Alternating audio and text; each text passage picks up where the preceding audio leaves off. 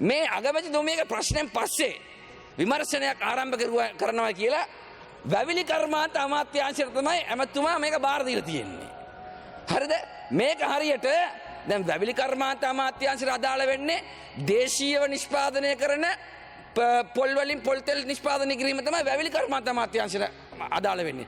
මේක පිටින් ගෙනල්ලා පිට රටින් ගෙනල්ලා ලංකාවේ පිරිපහදු කරලා බෝතල් කිරීම.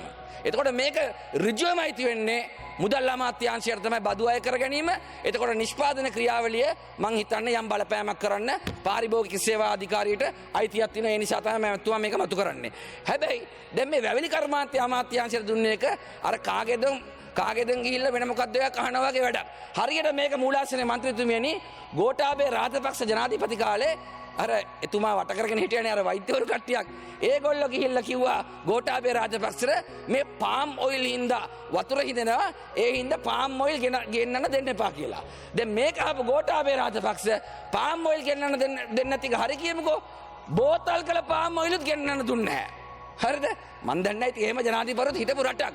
දැන් මේක වැවිලි කර්මාන්ත අමාත්‍යාංශයට ලබා දීමත් ඒ වගේ වැඩක් කියලා තමයි මට හිතෙන්නේ. මොකද අඩුම ගානේ වෙළඳ අමාත්‍යාංශයෙන් මූලික විමර්ශනයක් කරනවා නම් පාරිභෝගික සේවා අධිකාරියට මට තේරෙනවා. ඒ නිසා මට සැකයක් තියෙනවා මේ බදු අය නොකර ගැනීමේ ක්‍රියාවලියක් තමයි කරන්න යන්නේ. මේක රබර් කරලා අද්දන වැඩක් තමයි යන්නේ කියලා මට සැකයක් තියෙනවා.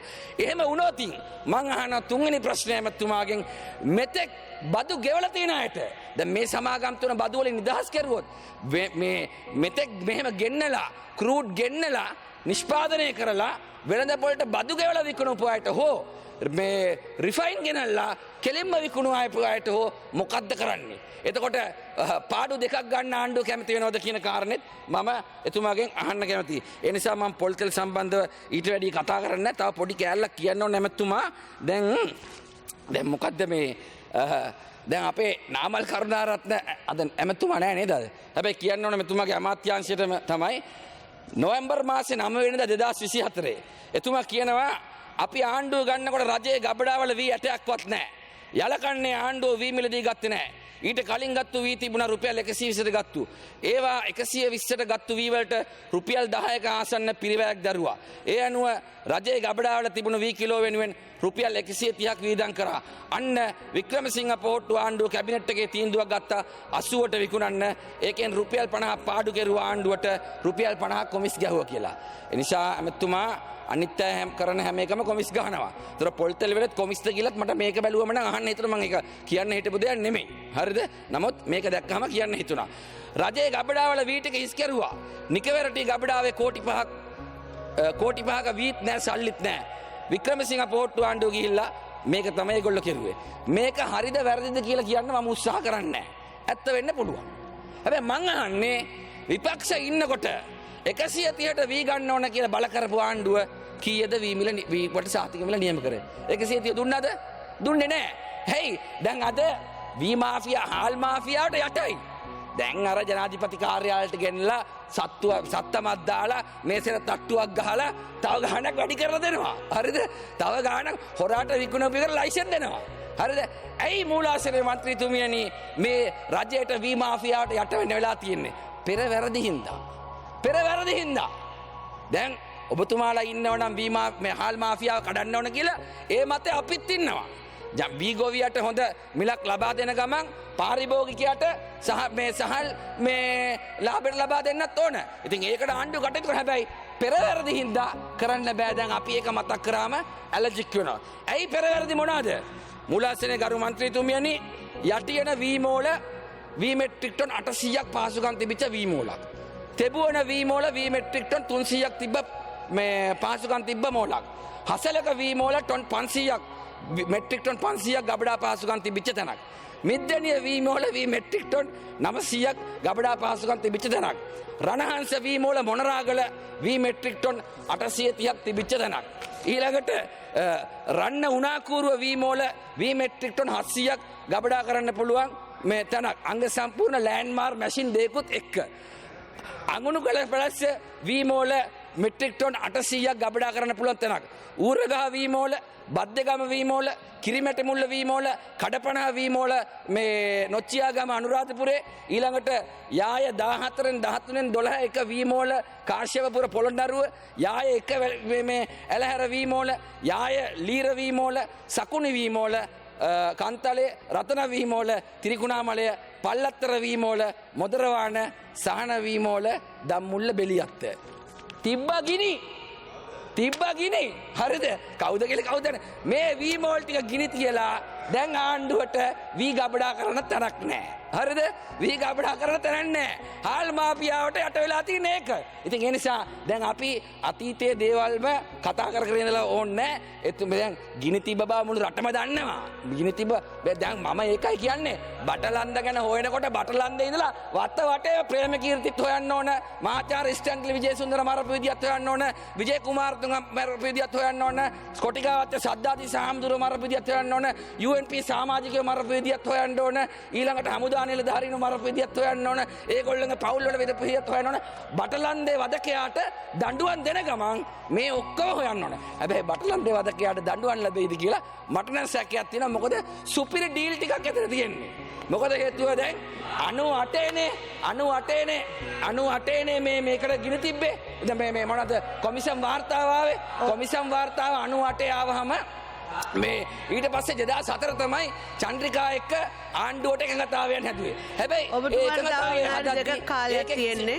ඉවර කරනවා. ඒ එකඟතාවයේදී එකක්වත් මේ ඕක ගැන තිබ්බේ නැහැ. ඊළඟට මහින්ද රාජපක්ෂට සුනාමි හොරා කියලා තියෙද්දි ජනාධිපති කරන්න ඇග්‍රීමන්ට් ගහුවා දළදා මාලිගාව. ඒකද කිව්වෙත් නැහැ. හරිද? ඒකද කිව්වෙත් නෑ අනේ බටලන්දේ මිය ගිය අපේ ආදරණීයන්ට සාධාරණය කරන්න මේ වාර්තාව ඉදිරිපත් කරන්න කියලා මහින්ද රාජපක්ෂ කිව්වේ නෑ. 2010 දී අපිත් එක්ක එකතු වෙලා පොන්සේකාව ජනාධිපති කරන්න JVP එක වැඩ කරා. ඒ වෙලාවේ අපෙන් ඉල්ලීමක් කරෙත් නෑ. 2015 දී මෛත්‍රීපාල සිරිසේනව ජනාධිපති කරන්න අපිට හොරාට උදව් කරා. ඒ වෙලාවේ හොරාටවත් අපෙන් ඉල්ලීමක් කරේ නෑ. හරිද? ඊට පස්සේ 2018 දී රනිල් වික්‍රමසිංහත් එක්ක මල පැනලා පළවෙනි වතාවට එතුමාගේ පෞද්ගලික ජීවිතේ ප්‍රසිද්ධ වේදිකාව කිව්ව මෛත්‍රීපාල සිරිසේන. ඇත්තට මේ ආදරණීයන් ගැන කැක්කුමක් තිබ්බනම් අද ඒ වෙලාවේ මෛත්‍රීපාල සිරිසේන මාත් හිටපු මූඩ් එකට ඔන්න ඕක එළියට දාන්න කියලා කියන් තිබ්බා.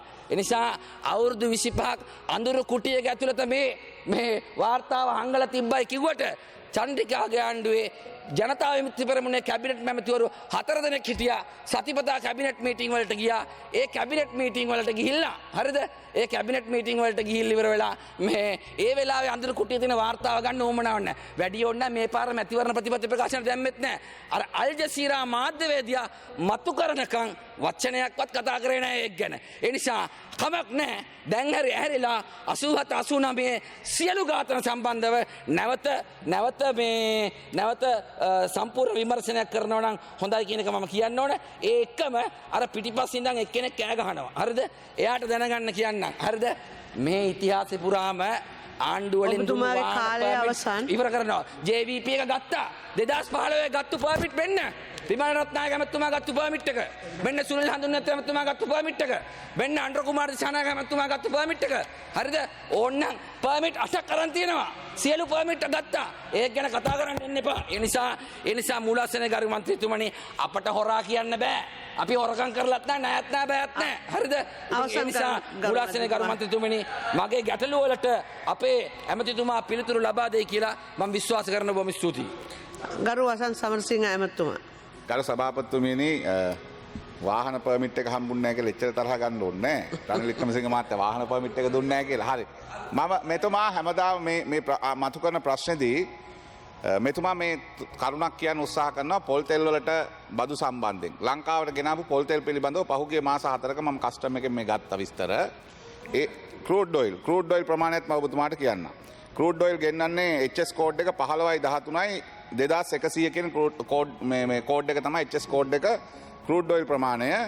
ක්‍රූඩ් ඔයිල් ගෙන්නලා තියෙන්නේ ගරු මේ මන්ත්‍රීතුමා රුපියල් 7,59,000ක. බල්ක් 2024 9 වෙනි මාසේ ඉඳන් 12 වෙනි මාස වෙනකම් මේ තියෙන්නේ. ඊට පස්සේ බල්ක් ඔයිල් හැටියට ගෙන්නලා තියෙනවා බල්ක් එක. ඒක ගෙන්නන කෝඩ් එක තමයි 15/13යි 19/10යි තියෙන කෝඩ් එකෙන් ඉන් බල්ක් කියලා ගෙන්නලා තියෙනවා. මේ ඔක්කොම මේ විදිහට කෝඩ් තියෙනවා 15/13/11 වර්ජින් කොකනට් ඔයිල් 15/13/11/19 අද 15/13/11/29 අද 15/13/19/10 ඉන් බල්ක් ඔයිල් 15/13/19/90 අද 15/13/21/2 ක්‍රූඩ් ඔයිල් 15/13/29/2 අද මේ ඔක්කොගම එකතුව ඔබතුමා කියන එකේ තියෙනවා බිලියන 36.6ක් මේ ටිකේ බිලියන 36.6ක් මේ වටිනාකම මම කියන්නේ. එතකොට මේවට අදාළව පොල් තෙල් ගෙන්නද්දි තියෙන එක බද්දක් ක්‍රූඩ් එක ගෙන්නද්දි තියෙන තව බද්දක්. ලංකාව ඇතුළට ගෙනල්ලා ඒවා නිෂ්පාදනය කරලා විකුණනවා නම් නැවත වැට් එකක් ගෙවන්න ඕනේ. ඒක හරි. ඒ නිසා ආනයනික භාණ්ඩ සම්බන්ධයෙන් අනුගමනය කරන බදු ප්‍රතිපත්තියේදී ඔබතුමා මේ කියන කරුණු අගමැතිතුමියත් මේක සම්බන්ධයෙන් කරුණු විමසුවා කියලා කිව්වා. මේ තමයි කස්ටම් එක ඇතුලේ තියෙන තොරතුරු. මේට අමතරව තොරතුරු තියෙන ඔබතුමා දෙන්න. අර ඔබතුමා කිව්වා මේ පිළිබඳව නැවත ඔබතුමා කියනවා වගේ කෘෂිකර්ම දෙපාර්තමේන්තුවට මේක දෙන්නේ නිකන් නෙමෙයි. වැවිලි කර්මාන්තයකට දෙන්නේ මොකද මේක සම්බන්ධයෙන් පොල් තෙල් ලංකාවට ගෙනීම සම්බන්ධයෙන් අපි මේ දවස්වල ආහාර සුරක්ෂිතතා කමිටුවේ සාකච්ඡා වෙනවා. මොකද පොල් ගෙඩි මිලියන 200කට ආසන්න අපිට පොල් ගේන්න වෙලා තියෙනවා රටේ නිෂ්පාදන අවශ්‍යතාව සහ අපනයන කර්මාන්තය අවශ්‍ය නිසා. ඒ නිසා මේ සම්බන්ධයෙන් ඔබතුමා මේ තියෙන තොරතුරු මත තමයි කස්ටම් එක බදු අය කිරීම කරන්නේ. ඒ නිසා තවදුරටත් මේ පිළිබඳව තොරතුරු සොයන්න ඔබතුමා සතුව තියෙනවා නම් මේ මොනවාද මේ වංචා කරපු කොම්පැනි කියලා කියන ඒවා දුන්නොත් එහෙම අගමැතිතුමිය දීපේ අගමැතිතුමිය යොමු කරලා තියෙනවා කියලා කිව්වා මම කතා කරා. ඒ නිසා ඒ අනුව අපි මේ සම්බන්ධයෙන් පරීක්ෂණ කරන නිසා ඔබතුමා උත්සාහ කරන්නේ අවංකව නම් මේ වංචාවක් වෙච්ච එක නවත්ත ගන්න අපි ඒකට එකඟයි. මොකද මේ රටේ හොරකම් වංචා දූෂණ සම්බන්ධයෙන් ඔබතුමායි අපි හොඳටම දන්නව වෙච්ච දේවල්. මම හිතන්නේ ඔබතුමාත් ඔබ හෘද සාක්ෂිලා නොදන්නවනේ. නිසා මේ ආණ්ඩුව කිසිදු හොරෙක් රකින්නෙත් නැහැ, හොරකම් කරන්න ඉඩ දෙන්නෙත් නැහැ කියන කාරණේ බොහොම වගකීමක් මම මේ වෙලාවේ කියනවා. විවාදයකට නොයා ඉඳපු නේද බන්දිතා? මරි කර්මන්තතුමා. මම ස්තුතිවන්ත වෙන ඔබතුමාගේ පිළිතුර පිළිබඳව මේ මගේ අරමුණත් මේ වංචාව නතර කරවීම. හරිද? එතකොට දැන් ඔබතුමා පිළිගන්නවා ප්‍රමාණයේ යම් අංක එහා මෙහා වෙන්න පුළුවන්. නමුත් ඇවිල්ලා තියෙන බදු ගෙවලා නැහැ කියන එක පිළිගන්නවනේ. නෑ ගෙන්නන්න ගෙවලා තියෙනවා රිෆයින් කරලා විකුණන ඒවට ගෙවලා නැහැ කියන එක පිළිගන්නවනේ. නෑ ඒක තමයි මම කියන්නේ ඇමතිතුමා. ඔව් ඒ ගෙවලා නැහැ කියන පදනමක් තියෙන්න එපා. හරි දැන් නෑ හරි මම ඔබතුමාට මේක ලේසි කරන්න තව. ඔබතුමාට දේශීය ආදායම් දෙපාර්තමේන්තුවෙන් විමසලා සියලු තොරතුරු ගන්න පුළුවන්.